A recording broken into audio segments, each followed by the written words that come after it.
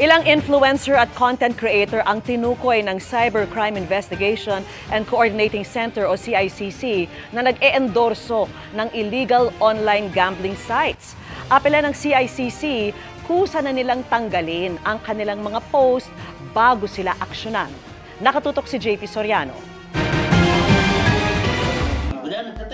Kung panay scroll ka sa social media, malamang lumabas na sa feed nyo ang ilang kilalang social media influencers na nanghihikayat o nagpo-promote ng online gambling platforms. Pero sabi ng Cybercrime Investigation and Coordinating Center o CICC, may natukoy daw na mga influencer na illegal online gambling sites ang ini-endorso.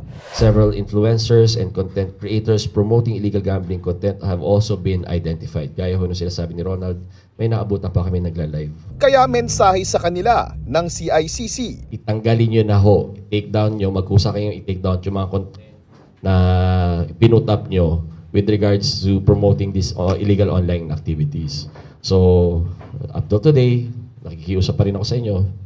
Starting next week ho, CICC will take action.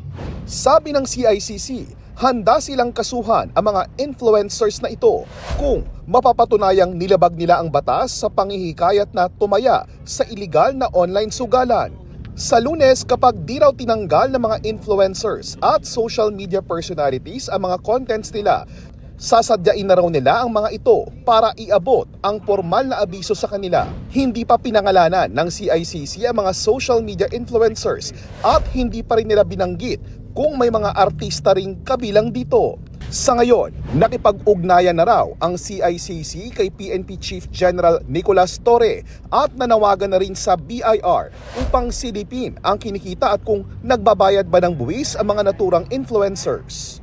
Ang utos ng CICC ay kasunod ng direktiba ng Philippine Amusement and Gaming Corporation o PAGCOR na nag-uutos naman ng agarang pagbaklas sa mga billboards at iba pang uri ng patalastas na nagpo-promote ng online gambling. Para sa GMA Integrated News, JP Soriano, nakatutok 24 oras.